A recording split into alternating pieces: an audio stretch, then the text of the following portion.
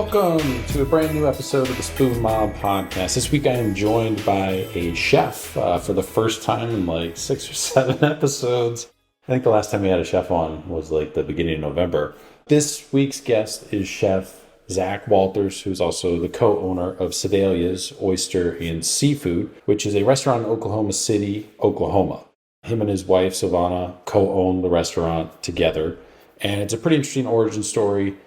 Zach's family, he's originally from Oklahoma City, and his family has a industrial playground manufacturing business. And they had this storage shed outpost building thing on the property, and they turned that into a restaurant, which is Sedalia's. And it's all seafood. The only time they ever really have any meat on the menu is like beef heart that Zach gets. And he goes into all this stuff too as well on the episode. It's in the middle of the country. Like, you look at a map of the United States, and Oklahoma City is pretty much smack dab right in the middle, equidistant from East Coast to West Coast and north to south, from Canada to Mexico. Like, it is the middle heartland of America, and him and his wife are doing seafood focused cuisine in a place that you wouldn't expect to find it. And we had Matthew Meeker on a handful of episodes ago this year, and he kind of touched on Sedalia's and Nonesuch. He did a guest chef dinner at Nonesuch, which is another restaurant in Oklahoma City,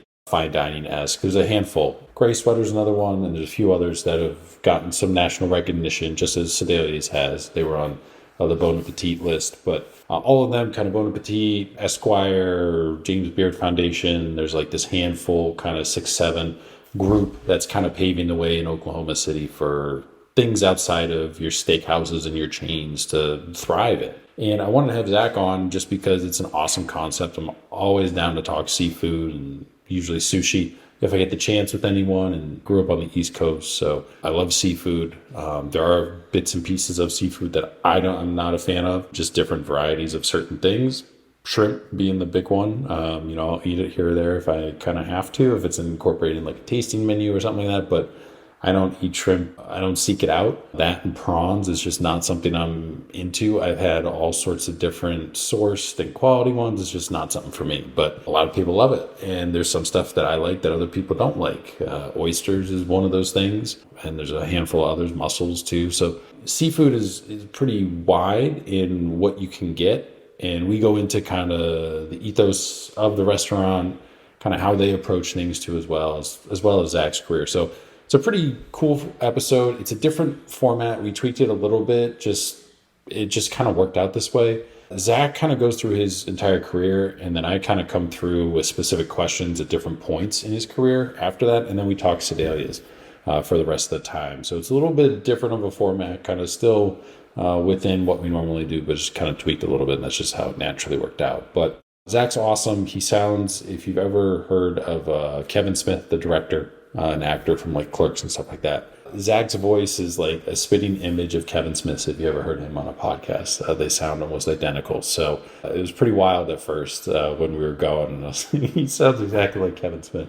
And Kevin Smith's awesome. He's one of the best podcast guests out there, different comedy podcasts too as well. So Zach was an awesome guest as well. But you could follow him on Instagram. His personal handle is ZLW7. But the restaurant's handle is Sedalia's OKC, and that's spelled Sedalias OKC. No underscores, no periods, gaps, anything like that. All just one word on Instagram. Check out their website too as well. If you type in Sedalia's Oklahoma City, or Sedalia's Seafood and Oyster, or Oyster and Seafood, if you flip it around, whatever, it'll come up in Google. It'll take you right to their website. They're also on Talk, where they do the reservations and everything, but you can get the menu details, reservations, some background on the restaurant too, a bunch of photos and stuff too up on the website there. Any events or something that they do, they'll post too as well. But you can follow us on Instagram too as well. We're at Spoon Mob, all one word. You can find us on any podcast platform. Make sure to follow, subscribe, so you get all the new episodes downloaded straight into your feed, especially with the holidays and everything. People catching up on backed episodes or episodes they didn't finish and what have you. So people kind of have this 2-week period of time where things are kind of slow and whatnot. So travel and all that kind of stuff. You can check out the website too as well. It's just spoonmob.com. Contact information, food photos, wine photos, guest information, running list, master list of all the episodes that we've had, We're at 150 now, which is a goal that I wanted to get to this year. I wanted to reach 150. We wanted to get to 100 at the end of last year, and we were a little short. So we actually did more than 50 episodes this year to catch back up. So, which is pretty awesome to finally get to this mark. It's been 3 years, basically been averaging 50 episodes a year. There's 52 weeks in a year. So pretty much we only take like 2 weeks off a year in doing the podcast when it averages out. So we're going to be taking some time off here after the next couple episodes come out. We'll do some recording in the meantime, kind of bank a few episodes and start releasing some stuff kind of end of January. Early February is the target. Got some other stuff to catch up on too as well. But without any further delays, any further updates, here's my conversation with Chef Zach Walters, the co-owner of Sedalia's Oyster and Seafood in Oklahoma City, Oklahoma. Cool. Well, thanks again for agreeing to come on the podcast, take some time out of your day to jump on and talk about your career and everything. You guys are based in Oklahoma City, as I've alluded to on previous episodes that we've had people in or around that city, that market. It's a unique city in the sense that you wouldn't think there's much there. And it's a relatively small downtown. You have the Bricktown area, obviously you have the Thunder and everything, the museum too as well. But there are some really unique restaurants popping up in that area, and you're one of them, what you and your wife are doing. And I want to get into all that, kind of how that all materialized for you. But I always like to kind of start at the beginning with people, because I think kind of the background of somebody's career, how they wound up where they're at now when they come on, I think that's all important to tell the story of kind of what they're doing and why they're doing currently. So for you, when did you first get interested in cooking? Because you're originally from Oklahoma. You wind up out west for a while, but how did that kind of start for you? Was it just job in high school? Was there family involved in restaurants?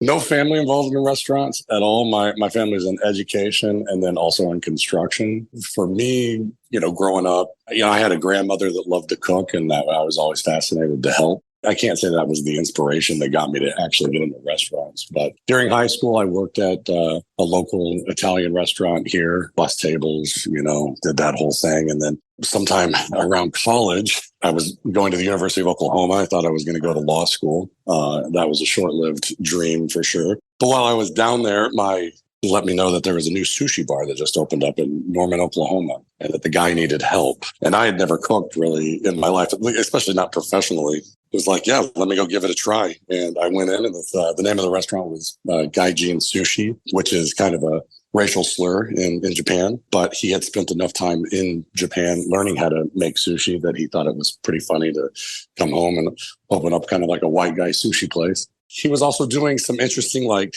Japanese style bistro food too. He was actually making, true demi-glace, and he was actually making bechamel sauce, and he was actually, making beurre blancs and all these crazy sauces to go with his appetizer. So inside of a week of me working there, he'd already kind of trained me on how to do all those things without me really understanding what I was doing. I just kind of at that point was still just thinking this is a job and I just need to be trained how to do something, and I'm just being shown how to do it. Kind of over the course of that, first 6-month period, I just really fell in love with the competitiveness between some of the other people that worked there, with the chef himself, and just the feeling of it. I had played baseball my entire life, and I was very competitive.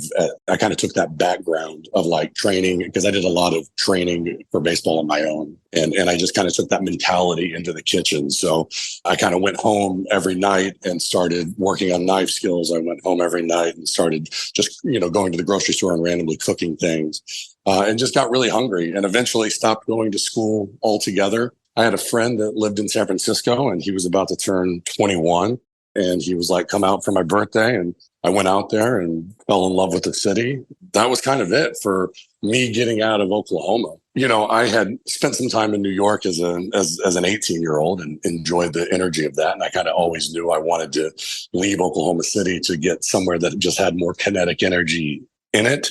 Just, the Oklahoma City in the late 80s and throughout the 90s was definitely not what it is now, by any means. My personality just needed a lot more energy involved in something. I just really enjoy that urban lifestyle. So when I went to San Francisco and I kind of had a friend unit there, it just made a little bit more sense. And I went over to the culinary school there off of Polk Street at the time. It was the California Culinary Academy. I think this was about 2002 when I went out there. Just interviewed with them and, showed them that I had been working in kitchens and I had a couple of years of experience and all this and so on and so forth, and signed up and kind of went home, told them I was going to completely drop out of college and I was going to move to San Francisco. And that was it. So, of course, to the shock of my family for leaving, I'm like the only person that's left Oklahoma in the family. Everybody else is still here and we've been here for a very long time. I think I'm third full generation Oklahoman.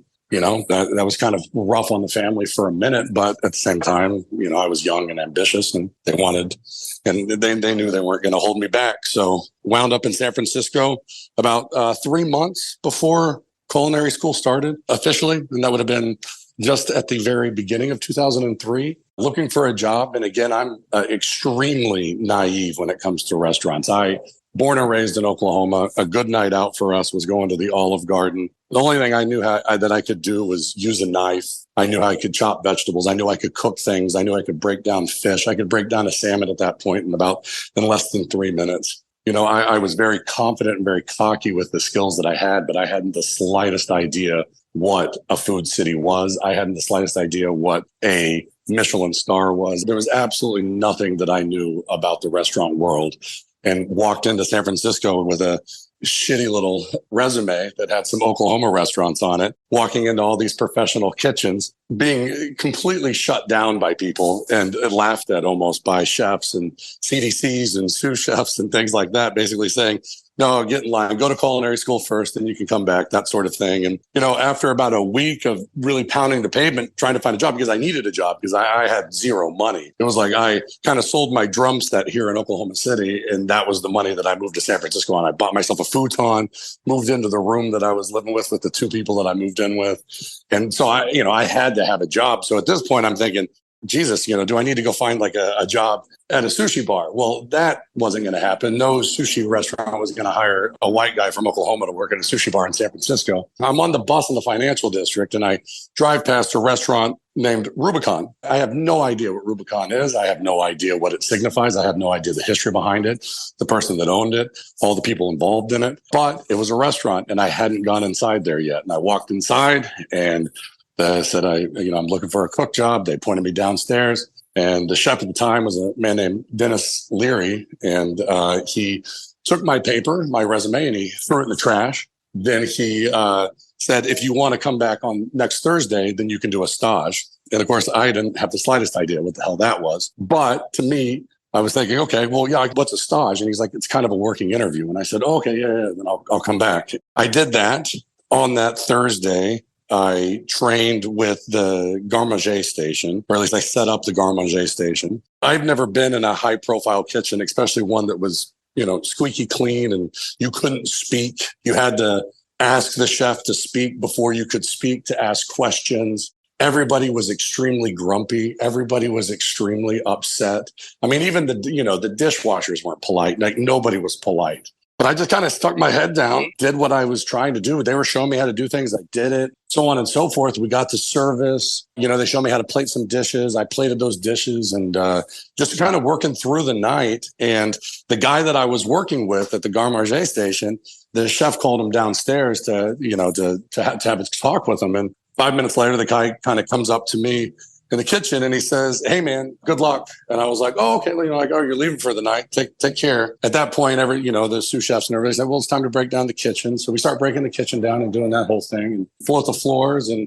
scrub down all the grills. And, an hour later, we're downstairs and the chef comes over to me and says, well, we've got a job opening now. So if you want the job, it'll be, $10 an hour, 6 days a week. And you need to have your station set up by 4:00. If you can't get it set up by 4, obviously you're fired. And of course, I'm like, well, what time am I supposed to be? And, he's like, you come in whatever time you want, just to make sure your station's open at 4. And that was kind of it. And I was like, okay, but I had no idea that he just fired the guy that was showing me everything on the stations. But I mean, Dennis was intense.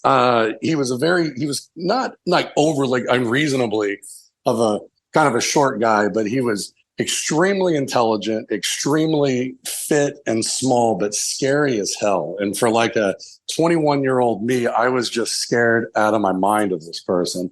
He used to have us in his office doing pull-ups and shit like that just to like mess with people. He'd have me bring interns in from culinary school so that they could pick frozen meat out of the freezer until like 1, 2 o'clock in the morning. I mean, it was a sinister little gig, but it was Rubicon in San Francisco in the early 2000s. I mean, it kind of had its heyday in the mid 90s and everything, but it was still a very, very, very important restaurant. And I just kind of stumbled upon it and I got very lucky to be in there. And like I said, I just kind of kept my same mentality of like, keep your head down. Don't worry about getting yelled at. It doesn't matter. Just keep on doing you. All those types of things that I kind of did when I played sports, I just kind of kept that same mentality. And sometime about 6 months into the Rubicon stint, he was let go. And then they hired Stuart Brioza, who now has like State Bird Provision and all those great places in San Francisco.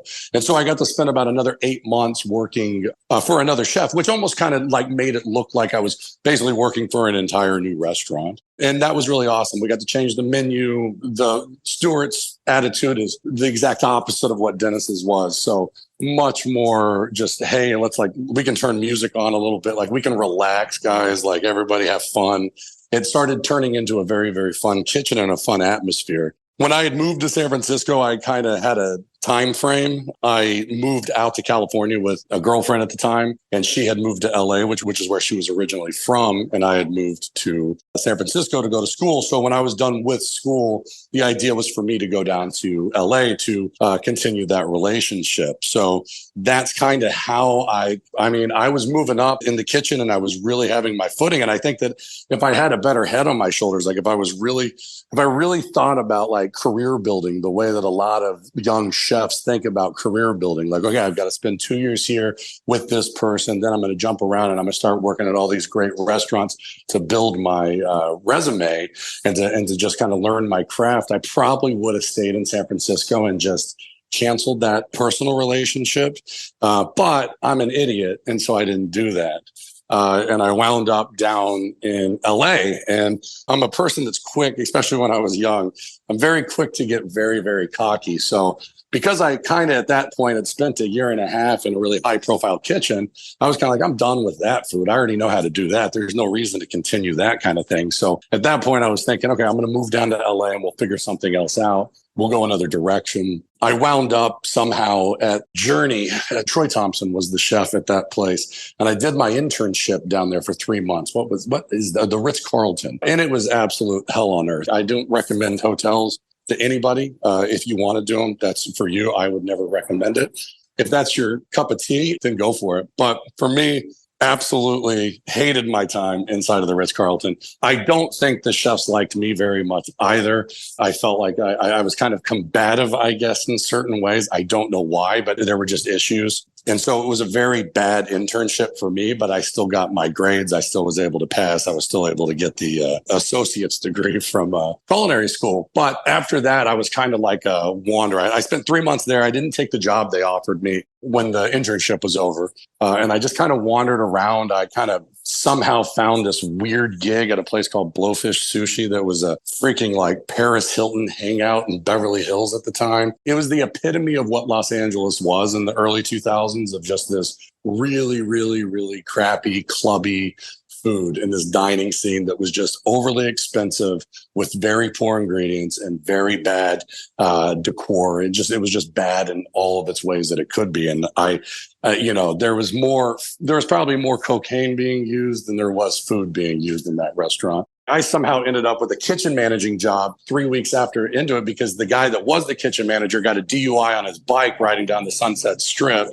And he had a bench warrant out for his arrest in San Jose because he had a DUI he didn't show up to court for on that thing also. So then they're like, well, you seem to be competent. You take this job. And I stuck with that for a good, 9 months. And I remember I'm home for Christmas. I'm at my brother's house. I'm absolutely just like, I've got to get out of this place. I don't know what I'm doing. This is really terrible. And I'm online and I had always heard, people in San Francisco were like, oh, you're going to be in LA. Oh, I'm from there. You should really try to work with, Suzanne Goen or like Nancy Silverton. They're both fantastic. Like you should really try to work at those restaurants. Being an idiot, I didn't really take a lot of advice. I kind of shunned that off, but I'm at my brother's apartment at the time in Oklahoma City, and I'm on Craigslist for Los Angeles, and I see an opening for a brand new restaurant that had just opened called The Hungry Cat, which happened to be a Suzanne Goen restaurant with her husband, David Lentz, and they were looking for a line cook. I sent an email over through Craigslist real fast and, said, hey, I'll be back in town in like 4 days. And they said, when you're in town, come on over. I went over there. I gave him a resume, and David kind of looks at me and he says, oh, you worked at Rubicon. And I said, yeah. And he goes, did you work for Dennis? And I said, yeah. I worked for Dennis. He goes, yeah, he's a real fucking asshole, isn't he? And I was like, yeah, he was a fucking asshole for sure. But then, but Dave's like, he's like, but that asshole could cook. And I was like, yeah, it was really good. But that being said, they had me come and work a night. And as I worked that night with, at that point, David and another guy named Chris Longley, who is still with the family also.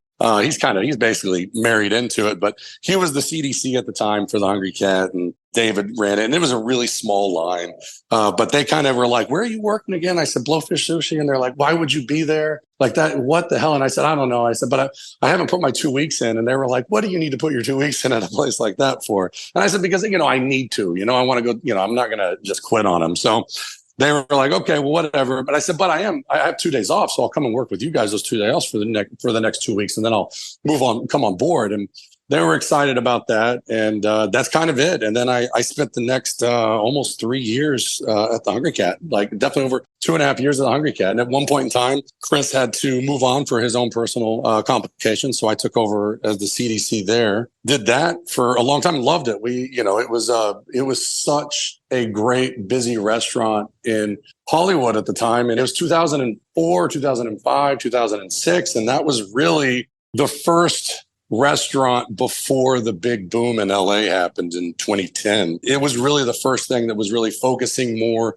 Suzanne had Luke at the time. She had AOC, and there were, obviously there's Spago, obviously there's other restaurants around that had a lot of good things going for it. But there wasn't this idea, that like kind of Brooklynization of restaurants that is now swept over the entire country, and all the hot spots that have, all the great food cities right now in the country kind of look the way that Brooklyn did back in the early 2000s, where it's just these kind of smaller, super hyper focused restaurants of people that are just kind of doing what the hell they want to do and not having to worry about technique too much or anything like that. They're just wanting to put good food in front of people.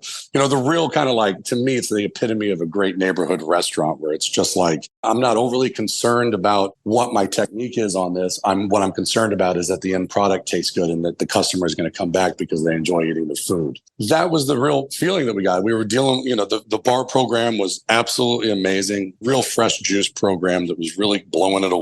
And, it got me to the farmer's market for the very first time. I mean, I had spent a year in San Francisco and, at a very high-end restaurant at the time. And, we went to the farmer's market, I think, once. Everything else was kind of delivered to us based off of ordering, but you never really got to know anything about, the people you were getting your food from. When I transitioned and started working for David and Suzanne, that was such a important role for all of their cooks to be a part of, was to go to the Santa Monica farmers market, shake hands with all the farmers, get to know them very personally, understand what they're doing, encourage them to go down to the farms wherever they may be and really get their hands dirty. And it was kind of a big aha moment for me of what I really, really, really valued in food. It was the first time that I think food started making sense, was the fact that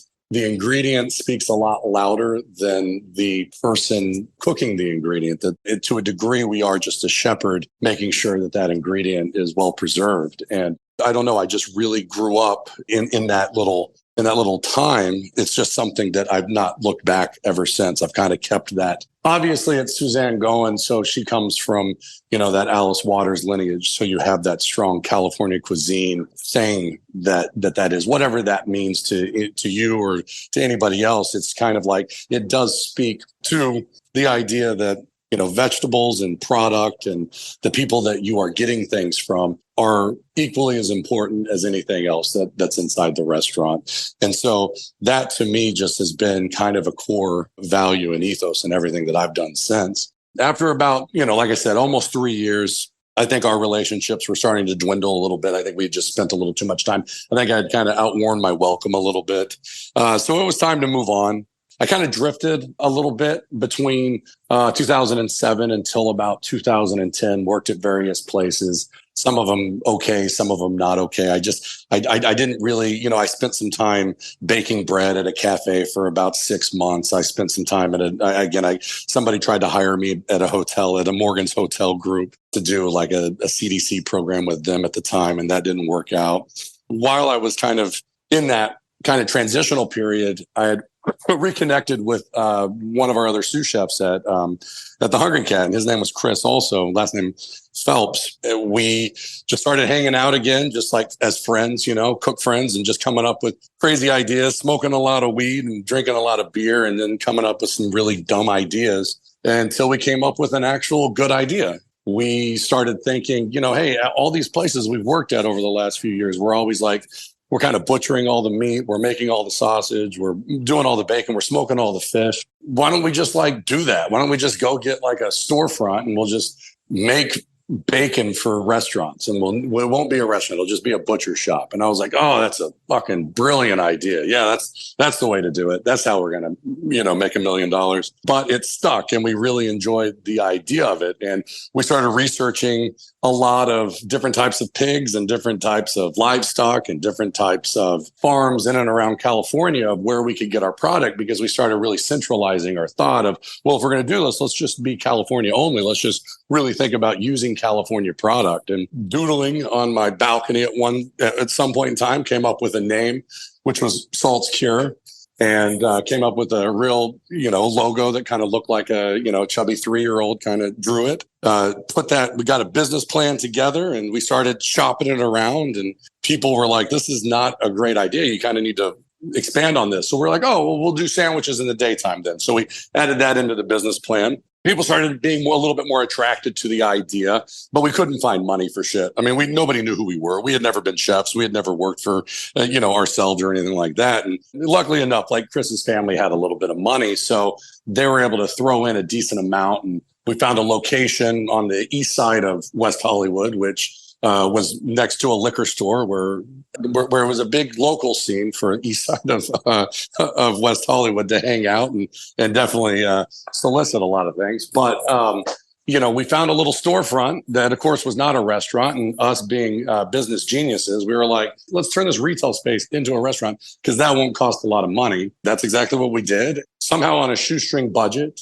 opened up a space that we were going to run as a butcher shop, a California only butcher shop that did sandwiches in the morning, and we were going to do brunch on the weekend. The butcher shop, I think we closed that idea off in about a week, and we just continued to cook because that's really what we were good at. But in the process of us building it, and again, I think that the process of us building it, we did a lot of, there was catering in between. There was a lot of really good dinners. We are good at what we do as far as a craft of cooking. So I think that there was a lot of things that we came up with in that time period of building that restaurant that we just kind of somehow stumbled into opening it. And we got really lucky that it was successful. But it was very, very successful. We, inside of being open for 3 weeks, we got voted as, one of the best places to have brunch in Los Angeles at the time by Irene Verbilia. At that time, Jonathan Gold was still working for LA Weekly. He came through and had a BLT sandwich, wrote a freaking sonnet about it in a very Jonathan Gold form of the way that he wrote. It was the only time we ever had a BLT sandwich on the menu. We never had a BLT sandwich on the menu ever again. Again, this was not a good business decision, because people would walk in and say, do you guys have that BLT that Jonathan Gold was talking about? We said, absolutely not. No, that's not on the menu. And they would turn around and walk out. But we just kept on doing that, and we never put it on. And I guess the reason why we didn't is that we basically had a menu of pork, beef, veal, chicken, a little bit of fish, and sometimes goats. And once a month, either myself or my partner or eventually our head butcher would fly to San Francisco. and would rent a Penske truck in San Francisco. And then we'd drive up to we had a friend that lived in Yountville, just behind Bouchon in Yountville. And we would crash at his place overnight. And then we'd wake up in the morning and we'd head over to a farm called River Dog, which is where we were buying all of our pigs. And that's in Yolo County in California. And we'd get to Tim's place at River Dog and we'd fill the back of a truck up with as much ice as he could give us at the time. We'd throw 8 whole pigs in the back of that thing, wrapped up in a little bit of trash bags. He'd fill us up with a bunch of vegetables and things like that the pigs were eating on at the time. And then we would go over to Petaluma, where we had a woman that raised veal for us, and we'd pick up a veal. We had a guy that was doing ducks for us. We had a couple of other people that were doing beef for us and things like that. The point is, we would fill this Penske up with as much meat as we possibly could, and then we would drive it back down to Los Angeles, and we would unload it and put it in our walk-in, and that was our product for the month. We became very, very popular for breakfast very quickly. And we only did breakfast on Saturday and Sunday, but we were a 25-seat restaurant. And inside of 2 months, we were doing 200 to 300 people every Saturday and Sunday in that 25-seat restaurant. And we only had 4 things on our brunch menu. One of them happened to be called a 2x2x2, which is just 2 bacon, 2 eggs, 2 sausage. And we put a little buttermilk biscuit off to the side. People went absolute apeshit for it. I mean, it's as if they never had a home cooked meal in Los Angeles. It was crazy. We obviously had to use all of the pork belly for that bacon to get through the month. Most of all the rest of that product was turned into sausage. The chops were always pork chops, so on and so forth. But our menu was about 10 to 12 things every day. And it would revolve around where we were each animal. So sometimes you would have steaks, sometimes you would have braised beef, sometimes you'd have like little minute steaks or something like that. We got as creative as we possibly could, but we had to keep ourselves really restricted on what we were doing so that we could keep up on a schedule of just how we were butchering all the animals. But that being said, that's the reason why we didn't have that BLT sandwich, and we never could and never would. But if I could go back in time, I would have definitely put a BLT sandwich on the menu somehow, just bought more bacon, bought more pork belly and just made more bacon. But that wasn't part of the business plan. So we stuck to our guns and, we made a good run at it at the original location. Yeah, we got a lot of really great reviews and people coming through and just really enjoying what we were doing. It got us where we needed to be, I think, mentally and professionally. And just as cooks, we were very proud of what we were building and what we had done. And then, then it's kind of like the tough job to preserve the business and to come up with new ideas to keep yourself, viable, And so we moved the restaurant in 2015, and then I left. Chris and I got a divorce, I guess, in 2017. We had a regular at the restaurant who owned a company called LGO, which is a big kind of large. It's an appendix of Hillstone Group. Bob, who owns the company, was a Hillstone executive for I don't know how many years. Opened up 65 restaurants with Hillstone, but he created a business out of Phoenix, and he had about 11 to 13 stores in between Phoenix and LA. So when I left Salt's Cure, I gave him a call and I needed something I didn't want to be creative at all. I didn't want to have to think. I didn't want to have to use that muscle. And and so I took a really corporate kind of executive chef job for 2 different locations in LA and just kind of pounded numbers, fired a lot of people, and did a lot of food costs, and it was fantastic. I did it for about 3 years.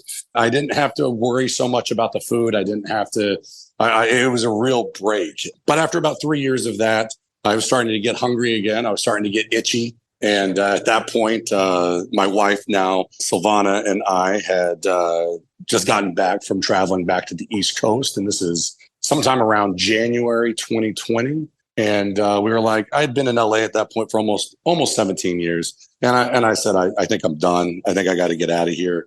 I'm ready to move on, something else. And at that point, I was kind of thinking, let's get back to the East Coast. Let's go. Let's make the move to Brooklyn. She had spent more time in New York. She had lived in New York for a little over a decade. And I think she always wanted to get back. Her family's in DC. So we were kind of thinking, maybe we'll go to DC. Maybe we'll do this. Maybe we'll do that and get to that. But, reality kind of struck. And we're like, what is it that you want to do? And I said, well, I want to open up my own restaurant again. I want to do that again. Well, how realistic is that in a city like New York or DC? Well, it's not very realistic at all unless I go out and get a bunch of investors like I've done before and all that sort of thing. And she said, "What about this city called Oklahoma City?" And I was like, "Have you ever been to Oklahoma City?" And she said, "No." And I said, "Well, exactly, because there's no reason ever to go." And she said, "Yeah, but aren't you from there?" And I'm like, I'm from there." And she says, "But, there's this restaurant called Nonesuch. It just kind of got Bon Appetit's best new restaurant back in 2018. And I mean, there's this other, look at all these breweries that are popping up. And like, this seems nice. And they're building a park right here and all these things." And she really started trying to champion and campaign for Oklahoma City. And I started doing some research and a little soul searching too, and kind of did the whole thing where it's like, I've been away from my family for long enough. It would be nice to move back and just have a good quality time with them, give them a few years that they kind of lost with me a little bit. So I said, screw it. And I said, let's try Oklahoma City. And, right off the bat, we knew it was a place, A, we could move to, B, we could buy a home, C, we could find something cheap and start a business, whatever that business would be. We didn't know what we wanted it to be. We knew we could do it. And so right there in January, we were like, okay, let's all, we had already been engaged and we were thinking, okay, well, we were going to be married in June in Palm Springs in 2020. We already had the whole thing all paid for and everything.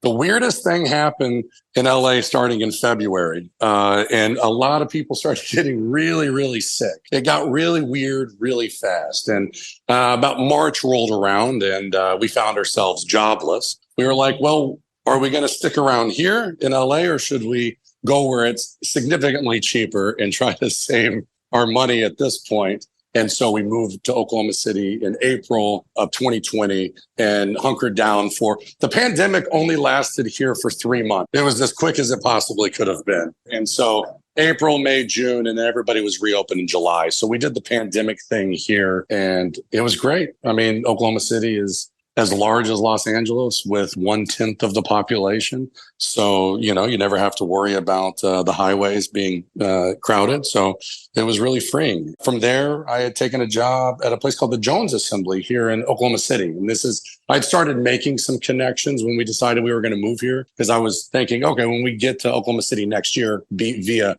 2021, then I'll try to have something lined up with some people that have spaces out here already, just so that I can spend a year working and get to kind of know people and get to know the kind of the scene out here a little bit, because it was as foreign to me as going to a new city, even though I was from here. So the Jones Assembly is a lovely restaurant kind of on the outskirts of downtown Oklahoma City. It's part of it used to be a Ford factory and it's giant. It's also a music venue. It's a absolutely enormous restaurant. I think they can seat like 330 people at a time. It does ungodly numbers. It's very fast paced. It's very high volume. I took a job there and I was lucky enough to be able to work through the pandemic. And I was lucky enough to have that job until we talked my dad into taking over a small storage unit that he had on his property here, even a little further outside of downtown Oklahoma City on 10th Street next to the fairgrounds. We looked at this building and said, why don't we flip it and do something there? And we didn't know what we were going to do at that point either. But, my dad was kind of into the idea. So we got plans together and we, started building the space out kind of piece by piece, kind of doing it ourselves a little bit and hiring some people when we needed help. And eventually we came up with what we have now, which is Sedalia's. And I think halfway through building it, we were thinking we were just going to do some sort of kind of rotisserie chicken, like fire roasted rotisserie chicken. We were going to do really good taro beans and like make our own flour tortillas and just kind of do that. So it's a little bit more of a takeout style restaurant. And then I think halfway through it, we said, that already exists here. Why don't we just do something completely different? And so we said, fuck it. And let's do fucking seafood. Let's do the one thing that everybody in town says cannot actually exist in Oklahoma City. Do the one thing that they say the customers don't want. They say the city doesn't want. They say nobody wants, and it's not fresh. How are you going to get it fresh? It's going to be so expensive. You can't do it. And here we are, a little over almost a year and a half later, and we're doing just fine with it. So, for us, we're very, very, very excited about bringing something like this to this market. It helped us prove a lot of people wrong without having to put a thumb in their eye. A lot of the things, every market just needs people to just fucking do it, like just stop bitching about stuff and just go do something. And that's kind of what we did. It's been great ever since. You mentioned that you were going to law school, and we've had a decent amount of people that have gone down that path or even medical school path, people that have been guests on this podcast originally. And then somewhere in there, they're just like, nope, this isn't for me. Did you know early on that like you didn't really want to be a lawyer, or how far in the process did you get before you were like, nah? I was doing pre-law undergrad. I was a classics major, letters major to be exact. And I was doing pre-law and creative writing. And I knew year 3, I worked my ass off my first 2 years of school, made straight A's both those years. There was something that was clicking outside of school for me. I was working, I was enjoying it. I was working with my hands. I just enjoyed it more. I enjoyed it more than just cramming so many books in and cramming so much just information into my brain that's like, is this stuff even useful right now? And I just got burnt out. I don't enjoy the confinements of being like tied down. And I felt like I was going in that direction. Cooking at that point had become this thing that was going to allow me to not be tied down. And it was scary as shit. Like I said, my family did not necessarily approve of my decision to leave school and to be cooking. I mean, cooking in Oklahoma City was what people that didn't finish high school were doing at the time. There was a really great program called the Coach House Apprenticeship here in the city at that time. But if you weren't doing that, then you were just a guy that liked to fucking smoke meth and work in kitchens. You know what I mean?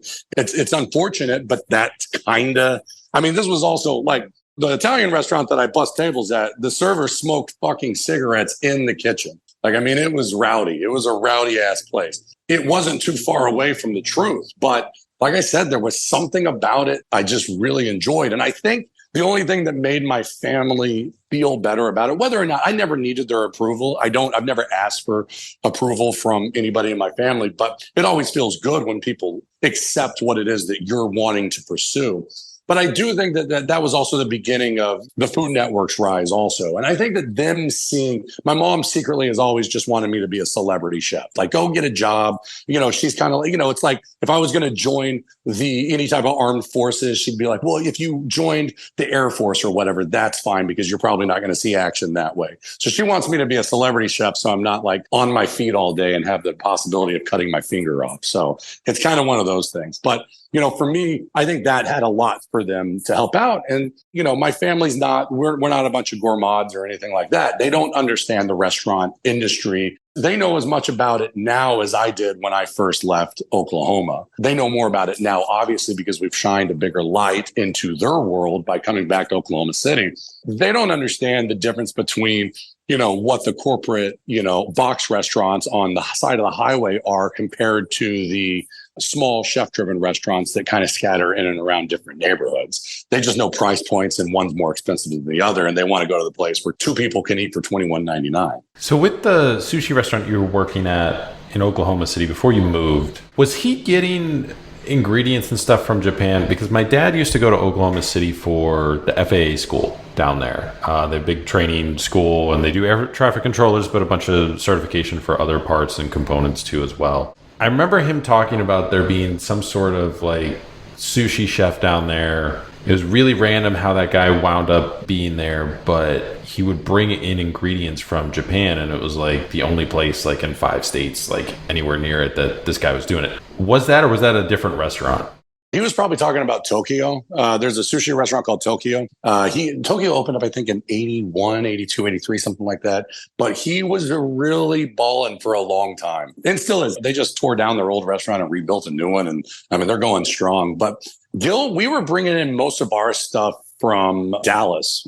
He had a connection via Dallas. So we were getting trucks of stuff coming up from there. But like the quality of the tuna was prefabbed, frozen packages of tuna. The salmon was always fresh. The hamachi was always fresh. So there was a few fresh fish that were coming in, but like there was like 2 or 3 fish per week that we were actually breaking down and fabbing for sushi. But at the end of the day, this was still very roll heavy, Americanized sushi. for me, it didn't matter one way or another. I mean, I had never had a piece of raw fish before walking into that place. And I think it still took me about a month working there before I actually started trying it. Culinary school, California Culinary Academy. Are you going to school at the same time that you're working at Rubicon, like 6 days a week, 10-hour days, or whatever you're doing there? My time in San Francisco was basically, Monday through Friday, I'm up at 5 o'clock in the morning. I am on the bus at 6 o'clock. I'm at school at 6:30. I'm out of school at noon. I'm at Rubicon at 12:30. I leave Rubicon anywhere between 10:30 and 11:30. I lived in the Upper Haight across the street from the park, and I would walk the financial district all the way home most nights so that I could kind of stop in some bars and have a beer or a shot or something on my way back, and just to experience some of San Francisco in general. And then Saturday I had the day off, and that was always really cool. I could walk down to Amoeba Music and buy some records and things like that. And then on Sunday the restaurant was black, and that was my day off, and I'd walk down to Lower Haight and go to Tornado's and have a bunch of overproofed beers and walk around and then go home and sleep and do that all over again. I crammed a lot of work in that year. It was a lot. It was a tremendous feat. So I always ask this to any chef that comes on, because everybody always has a different opinion, different answer. Some of it's based on their own life experience. But culinary school, you went through it. What's your take on it? If someone in your restaurant now who's working there was like, hey, I want to open a restaurant on my own one day. Do you think I should go somewhere to go to culinary school? What would you tell them? Is an individual by individual basis. It depends upon the person. The only concrete advice I would give to anybody is work in the industry for at least 2 years before doing it. Yes, you are going to then end up going to school and you're going to learn a bunch of things that you already know. And you may think that, wow, this is a complete waste of time and a complete waste of money. Unfortunately, it doesn't matter what culinary program you go through, just like it doesn't matter what higher education program you go through. If you apply yourself in higher education, no matter what it will be, you will find connections and you will find a path for yourself. So if you take it seriously, doesn't matter if it's kind of quasi a waste of time because I already know how to use my knife and shit like that. That's great. 9.9% of chefs know how to use their knife. They wouldn't know how to calculate food costs if you threw it at them. So there's always something that you can learn at culinary school. So you got to know what the job is when you get out of school. The problem is kids going in without any experience and thinking, well, I'm a chef now, and they are not, unfortunately. Was there one part or any part of the curriculum at culinary school that you thought was super beneficial for you?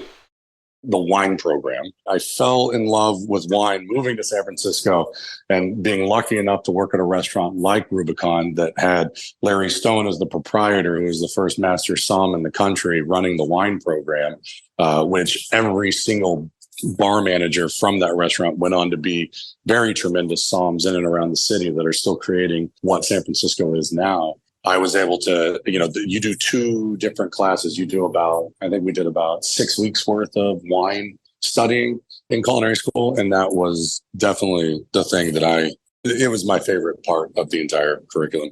And then I really enjoyed the butchery department as well. Was there one part that you wish they touched on more or spent more time on?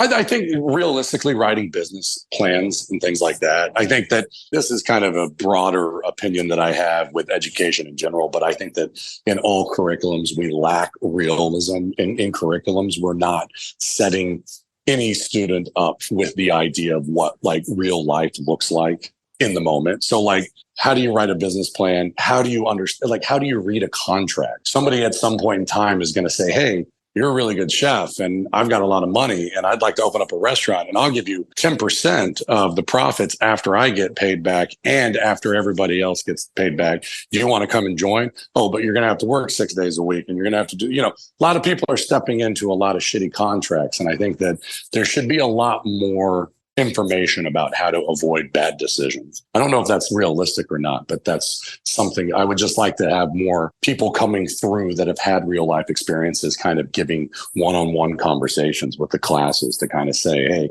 these are certain landmines that you can step on and these are how to avoid them. You mentioned that you worked in a couple hotel environments and it was just not for you. What was it that made it so challenging, or it just didn't take for you? Was it adaptability? Was it just the red tape of trying to get anything done? You got to go through this and that, or what was it? A little bit of both, and just the overall corporate aspect of it. I was probably too young for it at the time, and too stubborn and too combative. I myself can be quite the contrarian. So I just don't think it wasn't a good fit for me. But hotels don't necessarily breed the best workers. There's a lot of people that have jobs at hotels, as in stewards and people that are kind of cleaning up after you. So I think that, like, for me, you get done with your service, and the cooks are basically just like rewrapping all of their pans and then leaving their station completely filthy. And then some crew in the nighttime comes in and cleans everything for you. So it's kind of like, I don't know. It's kind of like you don't have to pick up after yourself. And I just don't love that type of training for people, because I think that it's going to slightly make them a little lazy.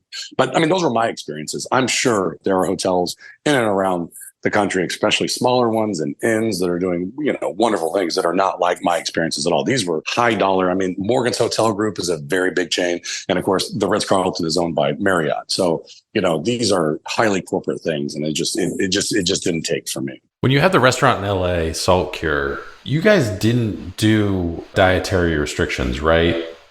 Salts would do some when we could. We weren't as like Animal was really hell-bent on like absolutely no modifications, no dietary restrictions. But if we could, we would. We just didn't have a menu that was like, hey, here's something for everybody. Moving on to Sedalia, your restaurant now, you guys did some pop-ups before you opened the official spot, right? Was that just to refine the concept? Was that just to kind of bide time, or was that like to see if there was a market for the concept? Like, what was kind of your logic behind starting out as a pop-up? Marketability, to get our name out there. It was really to generate buzz more than anything. The food we did in our pop-ups wasn't even the food that we like. The only thing that would have been similar we were opening oysters at our pop-ups, but we were doing dishes at our pop-ups that we've never done here. It was really just to put a name out there and to get people wondering, who the fuck are these guys? So as you mentioned, you guys take over this kind of storage shed that's kind of on the property or next to, your family's playground business. How much of a challenge was it to make that into a functioning restaurant? Because I can't imagine there was much, if any, plumbing, right? And you probably had to rerun We had to bring sewage in. We had to bring all the electrical in. The last time this building was used was in the 40s as a gas station, like where you would go and pay for your gas. Other than that, it was just a place where my siblings and I kept all of our old shit. We had to bring sewage in, everything. We built a patio, and I'm standing inside of the patio now, which is now our dining room. I'm looking outside of the window. That is our new patio, which is actually a fully enclosed, almost greenhouse at this point, so that we can have extra seating to winterize what we have going on. We've done nothing but stop building and making space for people to come in. And, the inside where the bathroom is and kind of is our quote unquote, like real dining room, I guess, or counter space is what we call it, only sits 6 people. We've had to adapt as quickly as possible. We just added a new shelf yesterday, and that gave us 9 linear square feet of much needed space. And now I'm already looking at where we're going to add the next shelf so we can get even more space. So it's been an ongoing process, but it's also been part of the joy of doing what we're doing right now, is just that ongoing process. But at some point, you are a victim of just limitations in the fact that you can only add so many shelves, you can only add on to the building so much. Obviously it's early, you guys have only been open for a year and a half, but things have been going well, as we're going to get into. But can you envision a world down the road where it's like, okay, we need a bigger space? Not for this concept. Sedalia's will be here. If we go and find a bigger space, it's going to be something completely different. We learned a big lesson at Salt's Cure. At least I did. Whether or not Chris did or not, I have the slightest idea. But moving our concept that we had, which was a 25-seat concept, and then turning it into a 75-seat concept, completely fucking destroyed us. It was good for about 5 minutes. And then you realized, oh shit, you dummy, your food is so niche, not everybody wants it. Keeping it small, keeping it niche, keeping it focused the way that we have it is the only way that a place like Sedalia's, in my humblest opinion, is going to survive, especially in this market. The additions that we've added on to at this point, we can seat about 40 people, I think, total, if we had the patio completely humming at the time. But we don't open it up all the time. You know, it's based off of, we use Talk as our reservation service, and it's just based off of where we see our numbers there. And really, the patio upstairs is used for larger parties and things like that. The one thing Oklahoma City market is a market where a lot of people like to go out together. There's always large parties wanting to go. It's the craziest shit. Everybody wants to eat with like 15 of their friends. It's crazy. As far as this concept, it's going to stay here. It is already gone to the limit of where it can go. As far as, I can't add on any more cooking equipment, so I can only cook as much food that I have space for at this moment. We want to do other concepts, so we'll just do other concepts. And that's more the direction that I think that we're going to find ourselves in. It doesn't make sense then for what you're doing to expand Sedalia even to secondary, third locations where there's one in Tulsa, right? It's the same format. You want it to be, this is the only location, this is what we're doing here. Anything else that we open within kind of your restaurant group is a different concept, different function. Oh, yeah. 100%. There's not going to be a Sedalia's Tulsa. I'll do a Sedalia's Cochabamba before we'll do a Sedalia's Tulsa. Let's put it that way. So the menu, you guys are a seafood focused restaurant. I don't think there's any meat really on the menu. I think it's all pretty much seafood, right? Yeah, unless we have beef heart. Beef heart is the only meat, non-seafood product that protein that we serve. You kind of mentioned it's a pretty risky concept. I think the only thing that might be riskier to put in Oklahoma City might be like a vegan restaurant or something like that. Might be a little bit further. But you mentioned doing pop-ups and stuff to kind of get your name out there.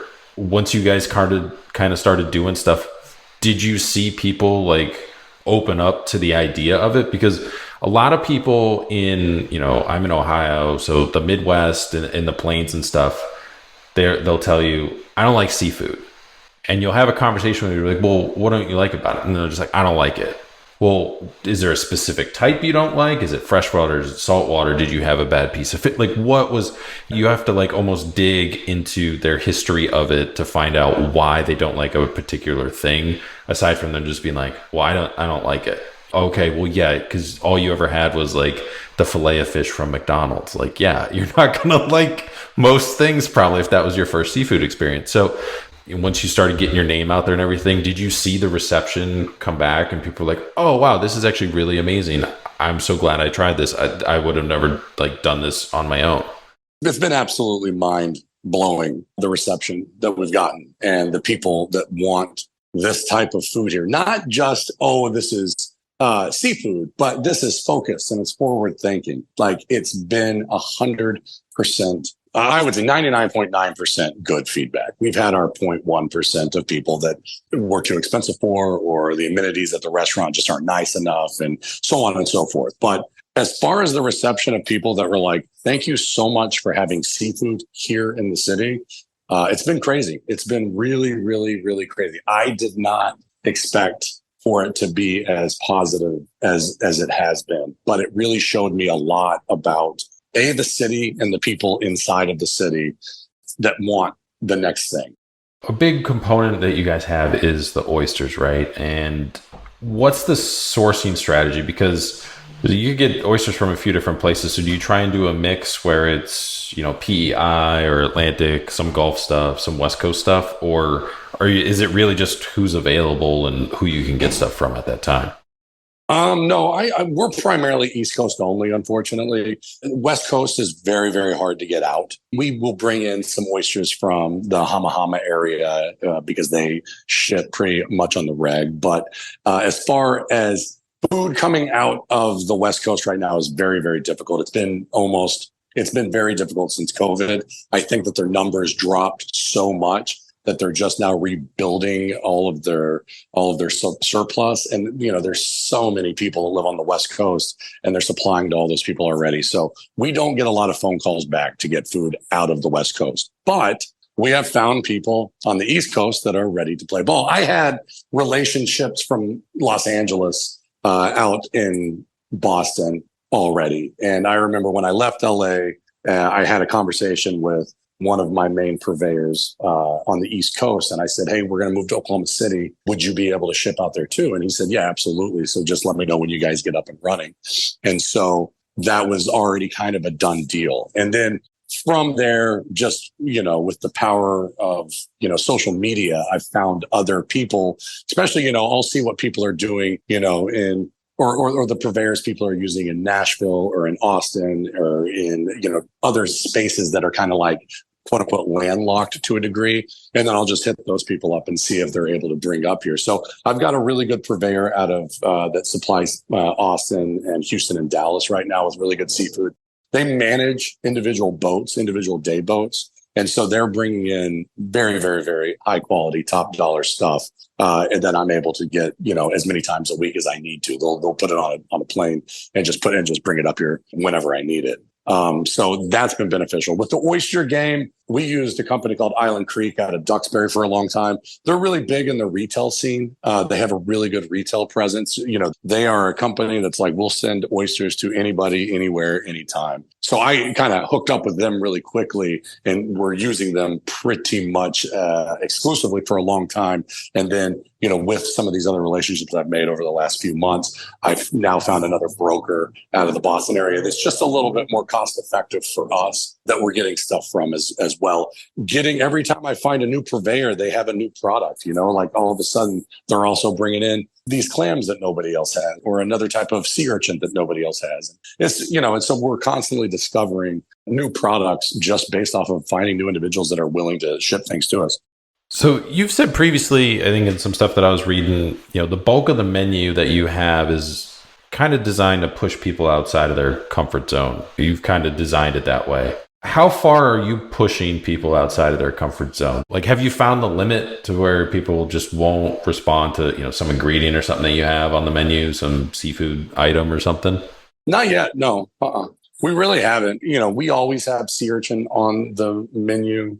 It was a slow build, but now it is one of our best sellers. Octopus has been the biggest seller for a very long time. There's something about octopus in Oklahoma City that anybody that has it on their menu, people go crazy for it. We've brought in sea snails. People have ate them up. We haven't brought in any sea cucumber yet. I'm still waiting on that one. That one might be the limit on that one.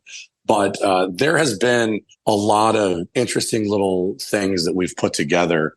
And everybody has just been willing to try them. I think that once they're here, they're willing. They kind of know they're going to go on a different little food journey, so to speak, and they're here to go on that with us. And everybody's happy to get things.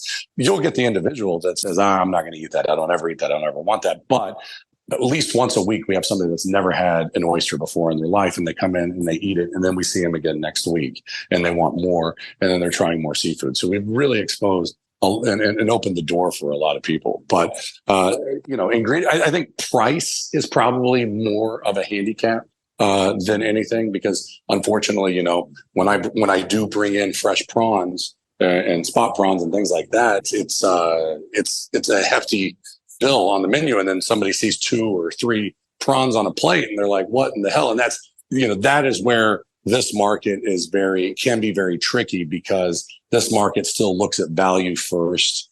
And then, is my $20 going to make me completely stuffed, or am I going to be hungry after? And that's the tightrope that we really walk on a daily basis. Your wife, Silvana, she's, Bolivian. She's got some Bolivian heritage. How much of that influences the menu? Do you kind of bring in some Bolivian flavors, or not necessarily recipes, but maybe techniques, or has it really just not kind of made its way into the restaurant and that's okay? And that was, just kind of how it worked out. Well, like I said, we do, the one non-fish that we have is our beef heart. The beef heart anticucho, just like in Peru and Bolivia, is the number one street food that you're going to find anywhere in any city in and around Bolivia. And that has, anytime a rancher calls me and says, "Hey, I've got some heart for you," I'll go pick it up. And then the beef anticucho is on the menu. And we make that very traditionally with a peanut sauce that has ají amarillo paste blended inside of the peanuts. So it's kind of like a spicy peanut butter cumin. And that's a pretty standard take on an anticucho. So that's always there. And then, my sous chef here is also Bolivian. His family's from La Paz. My his family's from Cochabamba.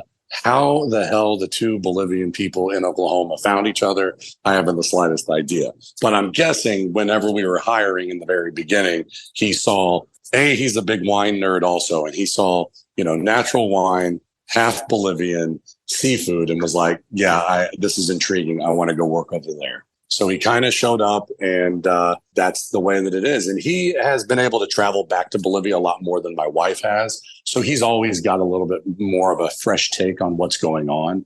So those flavors do intersect. I mean, also, my sous chef's also young, and he is reading every cookbook that's ever been printed. So he wants to do all the Nordic food. He wants to do all the Japanese food. He wants to do everybody's cuisine all at once. And so sometimes we stray away from where we want to keep the restaurant. But when Sylvan and I kind of came up with the menu, we wanted to keep it very, if we were going to pull from Europe, we wanted to be more Spanish influenced. Working with the people that I worked with in LA for so long, all of their restaurants are very Mediterranean-esque, kind of south of France. So I'm very familiar with Mediterranean style cooking.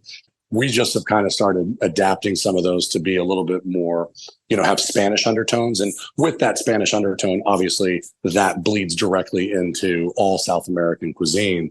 And so that's kind of where we try to, when I feel like we've kind of gone too far astray on making too many fucking garums or too many goddamn soy sauces and shit like that, then I'll like bring it back and say, okay, let's just put a, fucking aioli on the plate and just call it a day, as opposed to, I don't know how many goddamn misos we got going on right now. There is a central place that we like to, there is a pendulum, there's a center of that pendulum we like to bring ourselves back to when we get the opportunity. But at the same time, we change the menu every single week. There's something that changes on it every single week. There's a lot that stays, but we're constantly developing, constantly growing. Every time we find something that we like, we'll tinker with it for a few weeks, and then we'll let it run for a little while. But there's always tinkering. There's always discovering. There's always thinking, oh, you know what? The same idea is going to taste good with these ingredients also. Let's just throw that in there too. It's really, really great. And then, we have cooks here from Oklahoma City. My sous chef may be Bolivian, but he grew up in a small town called Perkins and just south of Stillwater in Oklahoma. The best restaurant in Perkins is probably McDonald's. The filet of fish is probably the most gourmet thing they have. And I really don't give a shit if I offend anybody by saying that, but that's probably the most gourmet thing they have. Doing some of the things that we're doing and them seeing the products that we're bringing in, it's like toddlers at Christmas every single time we bring a new product. They're excited about it. They've never seen it. They've never tasted it. They've never felt it. I'm allowing them to use their imaginations and to focus in on recipes that they think that they really like. And we work through it and we put these dishes together. And this is shit that they would never have an opportunity of seeing inside the city, just because we just don't have enough restaurants that are doing similar things. They are out there, but sometimes the price points are a little too high for them. So we do try to focus ourselves as a kind of South American in essence and at heart, but that can really mean anything. At the end of the day, I've never been to South America, so I have to cook the food that, if you don't know your identity on the plate, then you're still not a chef yet. You're still learning. You're still training. The second you know how to put your personality on the plate and you're competent in that, that's when you've kind of moved past that whole, I'm still figuring out who I am as a cook. Earlier kind of this year, you guys were named and included on Bon Appetit's 24 Best New Restaurants list. Did that change anything for the restaurant when that came out, or was it kind of just business as usual?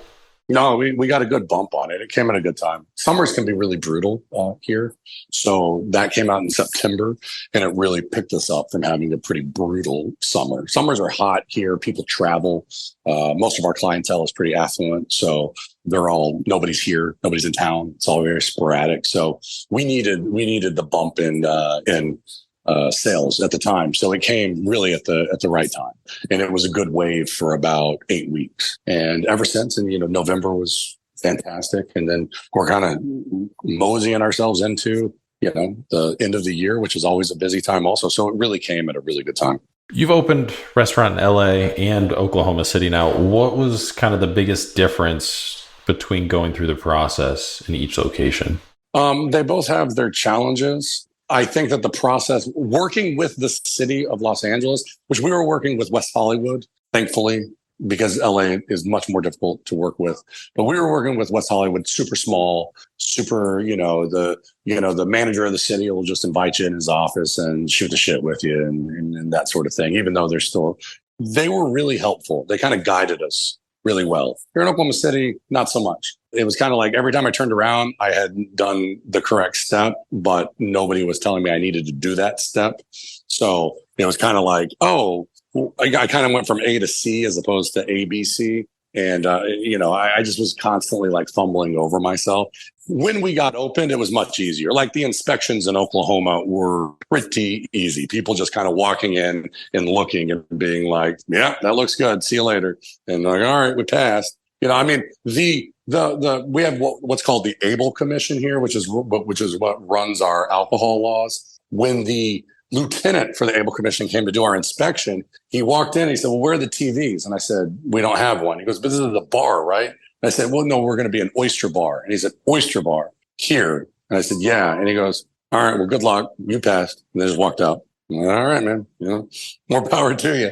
It's still the Wild West out here to a degree, but the city could be much more helpful in that direction. But other than that, they leave you the F alone. There's nobody that comes through ever to bother you. I mean, this is a very business friendly state. So once you're up and running and as long as you're paying your taxes, they don't really care. Do you have any concerns with overfishing, so reliant upon seafood? Overfishing is an issue. I think I read something the other day that they're talking about like the water just getting too warm for, I think, like codling eggs and stuff like that. Yeah, I know exactly. I read what you were reading. I 1,000% have a lot of issues. Again, I have said, and I say it to my staff all the time, the only thing sustainable coming out of the ocean are probably oysters, and that is it. I think some mollusks, mussels and clams and things like that equally as sort of sustainable, but there is not a farmed fish or a wild fish coming out of the ocean that's good for the environment right now. So as a business owner that created this concept, we have kind of, made our deal with the devil, so to speak. But what we do is we try as hard as we can to, again, find captains that run day boats that catch what they catch, and we buy what they catch, as opposed to specifically saying, I have to have this high dollar fish on my menu. I have to have this high dollar fish on my menu, and I have to have this high dollar fish on my menu. I mean, we will deal with a lot of like bluefin tuna belly and stuff like that here. Like I said, I'm trying to buy it from people that I think are doing it as sustainable is not a word, especially when it comes to fishing anymore. The oceans are warming up. Obviously, it's going to get radically different. There's another reason why getting stuff out of the West Coast is so damn difficult, is also because the waters are just getting so damn hot. Nothing is sticking anymore. Everything's dying. It is something that I do concern myself with. But, as I said before, Sedalia is only going to be this one concept, this type. And, our footprint on the world, our 10 to 12 item menu here is, that being said, we can also always pivot and change the concept whenever we want. So it is there. We always have that to look at as well. Lab grown fish. Would you ever consider working with it if it got to a level that was close to the real thing?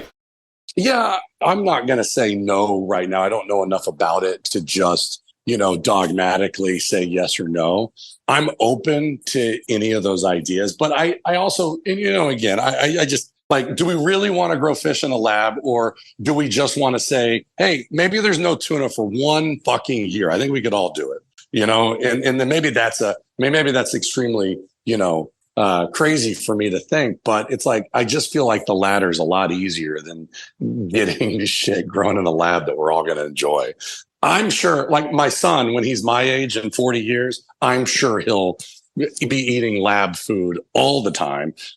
So he'll enjoy it because that's what he knows. But for the rest of us, I just don't. I mean, unless you consider that what we're eating from McDonald's already is a lab food already, then, the more, go for it. I don't fucking know. Yeah, I just wonder, it is weird to think that we could very well live to a point where like food made from a lab is like relatively 50% of like the market share. Like that's just weird to think about. Yeah, we're going to get the lab food before we get the fucking hoverboards that they told us at Back to the Future. We're going to get the lab food first. And I have a problem with that. I have a big, big, big problem with that. We should have gotten the hoverboards like 10 years ago. So much of the restaurant industry is taking something that nobody wanted and making it delicious. Like, barbecue, like that's the whole ethos. Chicken wings, like it was considered a trash product before people figured out a way to make it delicious.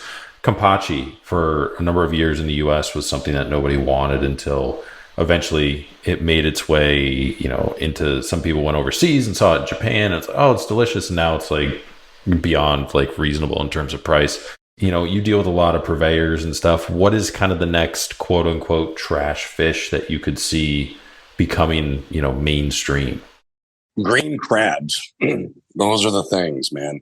All the purveyors on the East Coast, that's what they're trying to cram down everybody's gullet at this point is going to be green crabs. They're an invasive crab species that goes inside a shellfish, and they kind of burrow in there and they slowly eat the shellfish on the inside, and they grow themselves until they are able to get out of the shell. You can buy a bushel of those now for, I think, $10. And people are trying to get you to make stocks out of them. They're trying to get you to fry them in a little bit of, I've seen them at dim sum menus around the city here where people are taking them and just putting them in a little cornstarch and deep frying them. They don't have a great flavor whatsoever, but they are kind of a trash thing that is invasive that people would like us to start figuring out a way to make more gourmand. I have not gone down that road just yet. Anytime the fishing boats have like bluefish and, kind of throwaway fish and stuff like that, we always buy that. And that kind of, to me, I think bluefish is sort of still considered pretty trashy in a lot of different areas, unless you're overly familiar with it. But we love it here and we sell a lot of it. But yeah, if I had to put my finger on it, I would say green crabs right now, especially in the sea world. Because I grew up on the East Coast and it was always a fish that even if you went on like one of the little charter fishing day things and whatnot, like you'd catch bass, you'd catch flounder, and bluefish were like the three things you go for. And nobody ever wanted to like keep the bluefish. They would always give it to the boat captain or one of the people on the boat or something like that. Be like, hey, do you want to take it? And some of it was, tourist people and whatnot too, coming down, for the summer week or whatever. But it was until, you had to find a recipe, and I got to find it. But like the amount of stuff that you had to add to like get like the oil out of the skin and all this stuff, and it would come out and it's really good and you could grill it and all this stuff, but you just had to do a lot of preparation to get it to a point. But once you did, like it was delicious. But yeah, people just don't really understand it or didn't really want to put the work in kind of. Yeah, my cooks right now all want to get bluefish tattoos on them. We're like team bluefish right now. Just the way the skin cooks, just everything about it. We cook basically, I've got a giant yakitori grill. Basically, I've got like a 43 inch by like 15 inch yakitori grill that we just pile with bichochan for service. And that's what we're cooking everything over. And just the way that fish behaves on that grill is absolutely amazing. A lot of the preparations that we do for everything here also just as a preservation, just because, again, I can't fly stuff in on a daily basis. It's just not cost effective right now, nor is it good for the environment. So we really do things kind of like once a week. Every once in a while, we do things twice a week. But all the fish that comes in, they all get broken down and they all get set up in some way with a little bit of salt on them to kind of leach out as much of the water as possible. So all the fish have a slight curing effect on them. And it's just an easy way for us to preserve the longevity and the freshness of all the fish. But, just that little bit of manipulation for the bluefish and then putting it on a grill in that style is just, it really hums really well. How hard has it been to change the narrative that Oklahoma City has a food scene and it's more than just steakhouses? Because I think when people think Oklahoma City, they think goat, cattle country, steak, tornadoes, oil fields, universities. I don't think that we've really begun. I think that I'm more focused on trying to change the narrative inside of the city, much more heavily focused on trying to, again, one thing Okies are extremely stubborn people. We do not like anybody telling us what we should or should not do. You have an entire state of people that are still pissing and whining because Kevin Durant left years ago, and they get their feelings hurt very, very quickly. They don't like being told how to do things or what to do things. I'm a grown ass person and I'll do it the way I want to do it. And that's just the mentality. These are people that did not leave during the Dust Bowl. So they are very grit and they are very, very hardened people. You have to wade in shallow waters around here to make sure that you're not pissing too many people off at once. So for me, it's more a matter like, let's just sort of be a place that people could say, hey, you know what? If they're going to do whatever the hell they want to do on their menu and people are enjoying it, well, then let's just do whatever the hell we want to do on our menu. And hopefully people will enjoy it also. Let's just kind of inspire this idea that you don't need a huge investor to come in to open up this great big restaurant. And you don't need to buy $60 plates to put your food on. You don't need all these things that we think that we need because we're on Instagram all day. You just need to have a good amount of passion to just kind of cook what you want to present to people. And people are going to resonate with that a little bit. So for us, like, I'm trying to get people like other cooks in the city to just start thinking about what they think the city should look like. And then maybe we can all kind of trumpet it out to the rest of the country. I don't know. I think, we had our first restaurant recognized as a James Beard winner, at Gray Sweater last year. And of course, Madère was also a finalist, and there was 2 people in Oklahoma City for that kind of like Southwest region. And I think that was probably a big shock to a lot of people around the country. But I don't think that it's like that surprising. I think that if you look at Oklahoma City's population, if you look at its location, if you look at everything about it, it's the largest city that hasn't really blown up with the food scene yet. Or it's like the largest city that people wouldn't automatically say, oh yeah, they got great food there. And I think that it's just a matter of time before that happens. And, a lot of the impetus for us to move back here was to kind of steer it in that direction, maybe help push it in that direction. I mean, I'm at a point where I've kind of this is kind of my second run around, my second time doing this. So my ambition and my goals are much different now than they were when I opened up Salt's Cure in Los Angeles. But I'm still competitive and I'm still hungry, but I don't necessarily need a lot of the recognition that we're getting. I'm very comfortable and very confident that we can just open a good business and have great service, and we're going to be successful whether or not we get national attention or not. And I think to really hone in on a food city, that's what food cities have. Not everything in Chicago is nationally known, but it's a great fucking food city. Not everything in New Orleans is nationally known, but again, it's the same thing. Great food city. And you can go to these places and it's just genuine hospitality and genuine care for the hospitality industry in general. These are, we want Oklahoma City to be a city that protects its hospitality industry, not just looking out for like big corporate interests and stuff like that. And so that's more of where I would like to see us being able to say, hey, we are actually trying to be a real food city here. I would call them, I guess, maybe secondary cities. So like Oklahoma City, Columbus, where I'm at, probably falls in this category.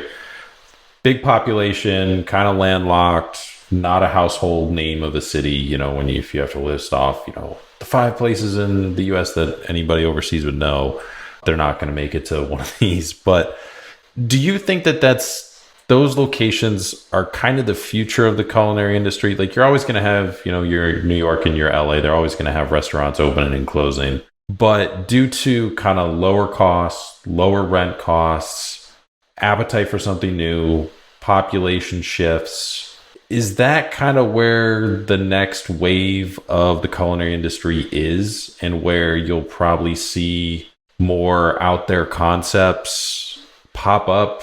they have time to breathe too as well. Like if you open a restaurant in New York, if your concept's not dialed in, you're done within a year. And you might even be done within a year, even if your concept is dialed in, just because of how many other restaurants there are for people to choose from. When you get into a smaller city or, a city where cost of living isn't outrageous yet, it does give people a little bit more chance, a little bit more time. Is that kind of the future of restaurants in the culinary industry, is to push the boundaries in those locations versus your LA and your New York? I think that you can see it kind of what happened at the turn of the century. People left Manhattan and they went to the boroughs. And let's skip up 20 years. People left Los Angeles and now they're all in Phoenix. People have left New York. They're all in DC now. Like, I think that hungry entrepreneurs are going to constantly be looking for markets that are affordable. Because again, the other crisis that we're in that is just as big as pulling fish out of the ocean is that everything is just too damn expensive. And we're constantly being priced out of absolutely everything. And it starts with real estate. And as long as big cities continue to raise their real estate costs, I do think that creative entrepreneurs are going to continue to leave those cities and go somewhere else. What's next for you professionally? What do you got coming up on the horizon outside from just running Sedalia? We're flirting around with looking for what our next move is going to be. Since we've gotten some national attention here, there's a lot of people start coming out of the woodwork to ask you to do projects with them and things like that. But I think that Silvana and I, we really want to keep it as simple as possible. So whatever our next move is, I can tell you it's going to be very much still just the two of us. And it's going to be something that we can control as much as we've been able to control what Sedalia's is. We're not in any hurry to just like all of a sudden have a restaurant group and start popping up restaurants all over. That's not why we are doing what we're doing. So for us, we're just kind of like, we had a great beginning, a year and a half, business has doubled every single quarter since we've been open. If this was a child, we'd still be taking it to mandatory checkups to the doctor every couple of months. So, we're still on a hands-on stage here, and we need to make sure that we protect what we have now, because, just like any restaurant, this shit can go away in the snap of a finger. So his next question comes from previous guest on the podcast, sommelier Peter Andrews, who's the owner and founder of Culture Wine Co., based out of San Francisco. He left behind for you. How are ways that you can be a mentor to your community more? For us, I think it's just giving back to the community, showing appreciation for everything the community can give us, but then also figuring out a way to open our doors to, maybe get them to understand what we think our ethos is here and what we think can be a good synergy building for moving forward. What's a question you want to leave behind for the next guest? With today's current wage increases, how much longer do we see the tipping system actually living? Next question comes from one of our listeners. They wrote in, what's the one thing you wish you could add to the restaurant if you could have a do-over? So like go back to when you're building out the restaurant, there's one thing you would have incorporated. A walk-in. So we got a few more questions for you. We ask these to everybody who comes on the podcast. So a nice compare and contrast across the episodes for the listener. First one, who would you say is the biggest influence on your career looking back on it? I honestly would have to say that probably my time at the Hungry Cat in Los Angeles was definitely, being in and around Dave and Suzanne. Those were guys that highly influenced me for my career. What's one kitchen item that's not a knife that you can't live without? A towel. Does that work? Restaurant you'd recommend that isn't your own. Person gets stuck at the airport, flight canceled. You guys aren't open. They reach out to you. Hey, where should we go eat? You point them in this direction. We got a few here now. I think that if you're wanting to do the fine dining thing and see kind of like where that's gone in a city, in a market like this, you've got Gray Sweater and you've got None Such for sure. I think that it's really up to you which journey you want to take there. I think None Such is taking more chances and being a little bit more experimental, whereas Gray Sweaters plays a little bit closer to the chest, but and a little bit more traditional. But then we also have, Madère Lau here in the city, which was also a James Beard restaurant here is doing wonderful, wonderful things. And that restaurant can't be more vibrant and more on the nose of what the kind of inner city looks like here. But then we've got, we have a small little space over in the farmers market district called the Powerhouse that has by far and away the best pork chili verde. So if you're only here for a few minutes and you need to have something really spicy and really good, you go to this hole in the wall that you would probably not want to eat at when you first see it, but it will have a very, very good. You'll be happy that you did. Bucket list travel destination, bucket list restaurant, place you have not visited yet, you still want to make it to and see, and also restaurant you have not dined at yet, but you still want to get to one day. I'm simple, man. I've not done a lot of traveling in general. So, I mean, right now, my travel destination, I think if we were like, hey, we're going tomorrow, I think we'd both probably, Savannah and myself would probably both say Spain is kind of where we want to go and just travel all over. I think that Ichabarre up in the Basque region is probably that restaurant that I would like to go to most, especially in Spain. I just, that style, just how everything about that space just seems to really resonate with me in general. Craziest thing you've seen happen in a restaurant while you're working? The amount of times that I've seen sex in a bathroom is, I can't count those on my hands. Opening a restaurant, off of basically a block away from the ocean in Santa Monica. And when you unlock the bathrooms and there's still a drunk person sleeping in the bathrooms, that's definitely something. I've seen a homeless person spit on a baby. That was very shocking. The list could go on. So lots and lots over the last 25 years. Food or drink guilty pleasures, or anything, fast food, candy, something that's pretty unhealthy for you, but you just can't help yourself? Ice cream. If I open a carton of ice cream, it's going to get finished. Any ice cream, or does it have to be a specific brand? No, any fucking ice. It doesn't matter. Any ice cream doesn't have to. I could say some are better than others, but it really doesn't matter. If it's frozen and creamy, I'll take it all down. What is one cookbook you think everyone should read, whether they're just a at-home chef or an aspiring professional chef, something that they all should pick up and flip through? My favorite, I think, have always been Bar Tartine, Techniques and Recipes. I absolutely love that book. I think that it is well made, well written, just absolutely wonderful. And that would be my pick. Favorite dish thing you've ever cooked, created, kind of looking back over your career up to this point, you can kind of point to this as almost like your aha moment. Like you knew you could be a professional chef one day once you kind of made this and put this together. I made an abalone dish where I just pounded the abalone out and then quickly grilled it and then julienned it, tossed it with some preserved lemon, and then put it on top of a really well-made onion puree. And just the flavors hit. I made a sauce out of the entrails of basically the entrails of abalone are all algae and that. So, you squeeze all the entrails out and you mix it with soy sauce and a little bit of, ginger and shallot and things like that. Just kind of poured that on top of it, and all just the way that it came together and the way that it was kind of all in minute and things like that.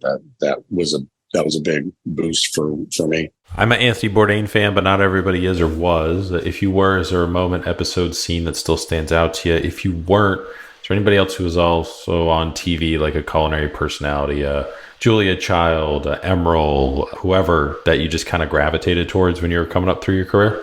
Yeah, I mean, I love Bourdain, grew up with him kind of, I think Bourdain really got popular right as I was moving down to LA or in and around. So reading all of his books and watching all of his shows. I've recently started rewatching his shows, and I guess it's a little bit more tragic now because unfortunately there's I don't know, he gives a lot of innuendos of how it's going to end up, and that kind of sucks to a degree. But I don't know. I think that Bourdain for me is very influential because he's like a lot of cooks. They're just trying to look for a release for their creativity and find some sort of path. Sometimes you accidentally become famous when you do that. Not everybody's meant to be famous, whether or not they're charismatic or not. And I think that, that was it kind of showed throughout history. I think the way that I see him now is not necessarily tragic by any means, but bittersweet. And it'd be great to still have him around, but you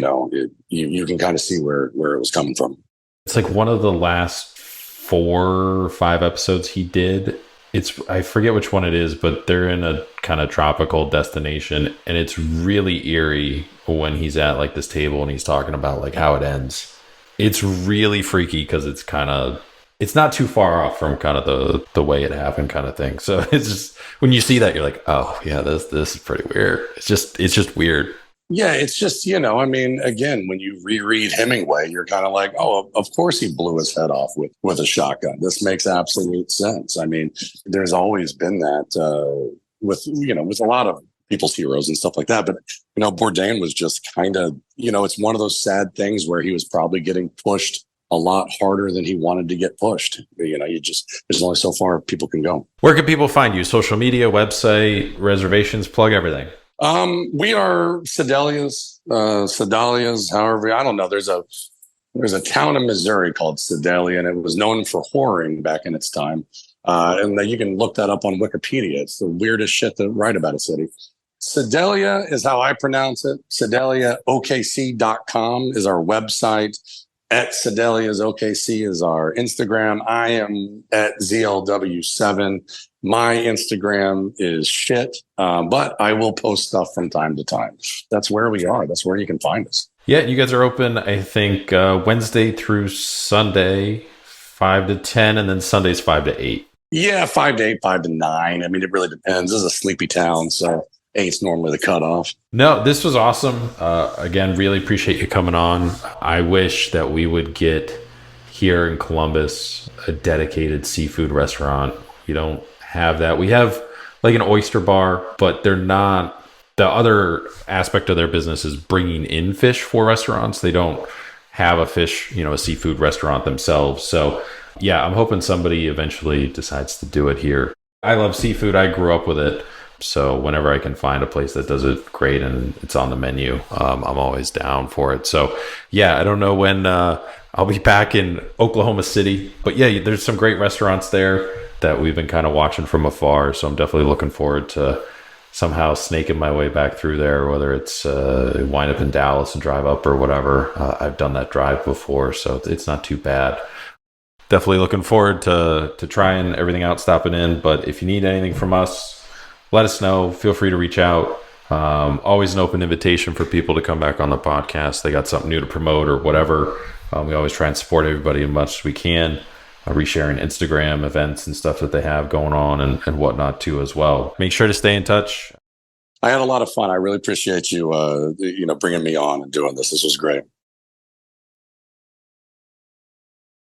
Big thanks again to Zach for coming on the podcast, taking some time out of his off day to jump on and talk about his career and working in California, winding up back in Oklahoma City, opening Sedalia's, all the ethos and origin that goes into it and the vision and kind of future plans and all that stuff too as well. So it was a really fun conversation.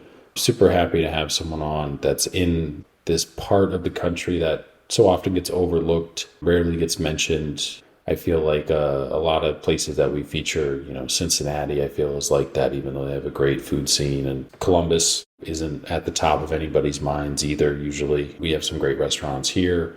We've had a lot of those folks on this podcast too in previous episodes. They're making kind of a push for some James Beard recognition and stuff too, that they kind of had a body get together, do some marketing and stuff too as well. So that was awesome to see this year. Finally kind of everybody get on the same page and kind of push forward. We've had a handful of people on from Las Vegas and other places too as well. So Oklahoma City is kind of one of those places, as we talked about on the episode, it's not a place that you would think you would find great food, but as we've mentioned previously, there are these places that no matter where you go, small town, whatever, you can usually find one or two great places to eat. That's just kind of what's cool about the restaurant industry. I've had Machete on from Greensboro. Like Greensboro's not known for being a food destination, but here's this restaurant that's doing these really innovative and unique dishes in Greensboro, which is, you would think that place would be in Charlotte or that place would be in Raleigh, but they're in Greensboro and stuff like that. So you can find great places all over the place. So it's always awesome when we get a chance to feature somebody who's maybe doesn't get covered as much as they should, even with kind of some of the accolades of Bon Appetit or Esquire magazine and stuff like that, as those are kind of short-lived. You get a bump and everything, and then it kind of fades away. So the podcast kind of just stays up forever, and people can discover it as new things happen, new awards happen for these places too as well. These people involved come up in Google searches. The episode will come up. People can click on it, find it, listen to it, kind of discover the background. And that's kind of part of the goal too as well. Not just featuring places that, we want to see be successful, and places that we love and people that we think are super talented or doing something super unique, but also, 2, 3, 4 years down the road, people stumble across this thing and they're like, wait, what is this? And then they do a Google search, and then all of a sudden, this episode pops up and they listen to it and like, oh, this explains so much, and like makes me want to go there, even though, that episode was a couple years old. So that's kind of, we always, try and feature, the episode in kind of any Instagram post or something that we do from a restaurant or wine professional or whatever. But again, follow Sedalia's on Instagram. It's at Sedalia's OKC. You can follow Zach too as well at ZLW7. Follow us at Spoon Mob. Check out both websites, Sedalia's OKC.com, also spoonmob.com. Make sure to follow, subscribe to the podcast, whatever platform that you use. Apple Podcasts and Spotify are the two big ones. We're on both.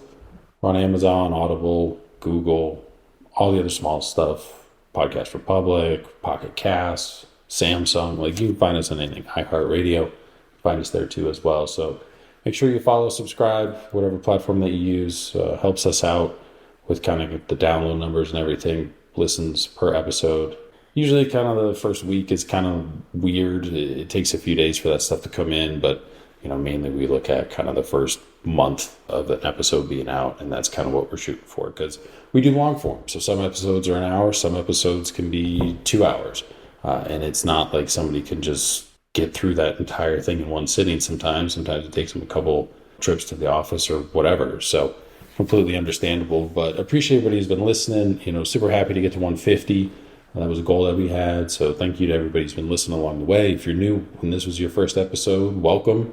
Please check out the back catalog. We've got a lot of great episodes in there. So please kind of make your way through that when you get some time too. We'd love to have you stick around. Feel free to write in questions, comments, feedback, spoonmob@yahoo.com or the contact portal on the website. But yeah, continue to help spread the word as you guys have done. Continue to write in, continue to leave comments on Instagram posts, continue to leave reviews on Apple Podcasts or Spotify or whatever. You click on the podcast, click the little stars, you can write in questions, comments, all that stuff kind of at the bottom too as well. Right now, I think most of our comments are like there's one that's a really nice comment, but it doesn't involve our podcast whatsoever, and I can't get Apple to take it down. It's like, this isn't related to us. This is for some other podcast, so they won't do anything about it, but whatever. So make sure you guys get a chance, leave us a review. Appreciate everybody who's been listening. You go to these institutions, these restaurants, these businesses, these wine shops, make sure you let them know that you heard the episode that they did on the Spoon Mob podcast.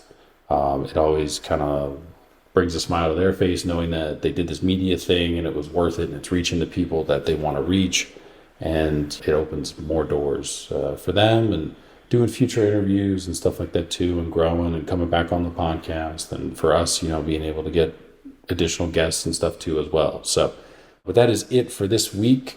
We got one more it's not even it's a new episode, but a returning guest. It'll be our second 3-time guest. Matt Hagens was our first 3-time guest, and we got a couple 2-time guests, and we're going to have another 3-peat here. So that'll be next week. We'll do a mailbag after that. That episode will drop, and then we'll take a few weeks off, take a breather, a refresher, do some stuff in the background, some website updating, some podcast updating tools and all that stuff. Do some marketing or whatever too. And then we'll do some recording and start releasing episodes again. Plan is to probably do just about 25 episodes next year. So get to about 175 by year's end, just kind of do every other week as we kind of do some other stuff and have some other obligations that we're focused on. But yeah, it's been a great year. Thank you to all the guests who've come on, taking their time out of their days off, their Mondays and Tuesdays, when they're not normally doing anything for the restaurant, that's their day off, and they're doing PR and coming on a podcast that they've never heard of, and had to do some research to make sure it wasn't going to be a giant waste of their time. And they come on, and then they, have a great conversation, and kind of hopefully sets the standard for them having conversations down the road, doing interviews and whatnot. We've had a bunch of first-time podcast people that, this was their first time ever being invited or recording a podcast this year. So that was pretty awesome to see too. And hear, when people are like, I've never done this before, like, what do I need to do? And it's super straightforward, but you kind of walk them through it, and they have an amazing time. And that's kind of what it's all about. So really appreciate everybody. Super happy with the year that we've had for 2023. And we will talk to you guys next year in 2024.